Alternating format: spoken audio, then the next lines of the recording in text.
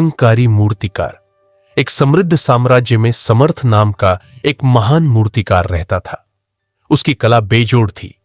वह साधारण पत्थर को ऐसी जीवंत आकृतियों में बदल सकता था जो मानो सांस ले रही हो। दूर दूर के राजा और रईस उसकी मूर्तियों को प्राप्त करने के लिए लालायित रहते थे और उसका नाम श्रद्धा से लिया जाता था। लेकिन समर्थ में एक भयंकर दोष था, उसका अहंकार। जब भी लोग उसकी मूर्तियों की प्रशंसा करते, वह तिरस्कार से कहता, मेरे अलावा और कौन ऐसी सुंदरता रच सकता है? मेरे हाथों को स्वयं देवताओं का आशीर्वाद प्राप्त है। वह अन्य कलाकारों को तुच्छ समझता था और किसी को भी अपना ज्ञान देने से इनकार कर देता। वे मुझसे सीखने योग्य नहीं हैं, वह कहता। एक दिन राजा विक्रम ने समर्थ को दरबार में बुलाया। समर्थ, मैंने तुम्हारी महानता के बारे में सुना है। राजा ने कहा, मैं चाहता हूं कि तुम इस साम्राज्य की सबसे भव्य मूर्ति बनाओ। यह शाही प्रांगण में पीढ़ियों तक खड़ी रहेगी, हमारी शक्ति और विरासत का प्रतीक बनेगी। समर्थ मुस्कुराया और बोला, महाराज, आपने बिल्कुल सही चुनाव किया है। मैं ऐसी कृति बनाऊंगा जो मेरे नाम को अमर कर देगी। गौरव की मूर्ति। समर्थ ने महीनों तक उस मूर्ति पर काम किया। उसने पहाड़ों से सबसे शुद्ध सफेद संगमरमर चुना, एक ऐसा पत्थर जो अत्यंत नाजुक और दुर्लभ था, जिसे तराशने का साहस केवल उसी में था। लेकिन अपने अहंकार में उसने किसी की सहायता स्वीकार नहीं की। इस पत्थर को मेरे अलावा कोई नहीं छुएगा, उसने घोषणा की।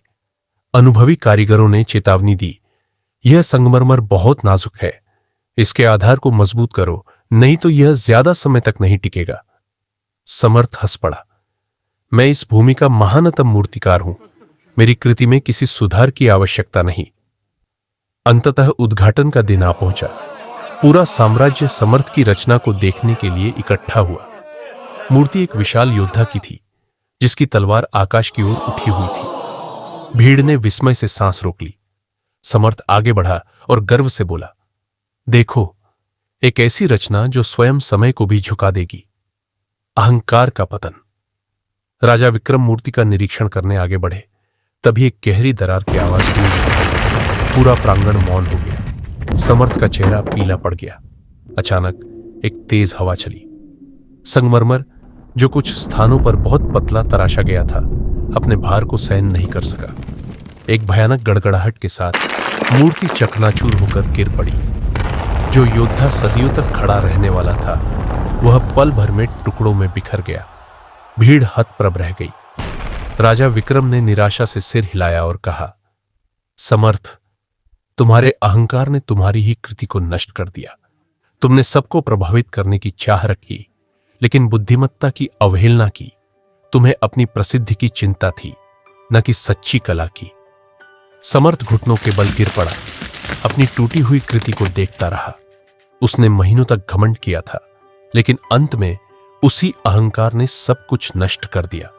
अपने जीवन में पहली बार उसने वास्तविक लज्जा महसूस की। हृदय परिवर्तन। पराजित और लज्जित समर्थ ने स्वयं को दुनिया से अलग कर लिया। वर्षों तक वह एकांत में रहा, लेकिन अब वह यश की खोज में नहीं, बल्कि अपनी कला को सही मायनों में समझने के लिए कार्यरत था। उसने दूसरों की बातें सुनी, साथी कलाकारों से सीखा और बिना प्रशंसा की इच्छा के काम किया। कई वर्षों बाद वह एक बदला हुआ व्यक्ति बनकर लौटा। इस बार उसने ऐसी मूर्तियां बनाई जो वास्तव में काल की कसौटी पर खरी उतरी, न यश के लिए बल्कि कला के प्रति अपने प्रेम के लिए। जब लोगों ने उसकी प्रशंसा की तो वह बस मुस्कुराया और कहा, सच्चा कलाकार अपनी महानता की बातें नहीं करता, उसकी कला स्वयं उसके लिए बोलती है। शिक्षा। अहंकार और घमंड पतन का कारण बनते हैं। सच्ची महानता को दिखाने की आवश्यकता नहीं होती। आपका कार्य स्वयं आपकी श्रेष्ठता की गवाही देता है। एक सच्चा कलाकार या कारीगर अपनी प्रशंसा में नहीं, बल्कि अपने कार्य की गहराई और सच्चाई में जीता है। जब विनम्रता ज्ञान के साथ मिलती है, तभी सृजन अमर बनता है।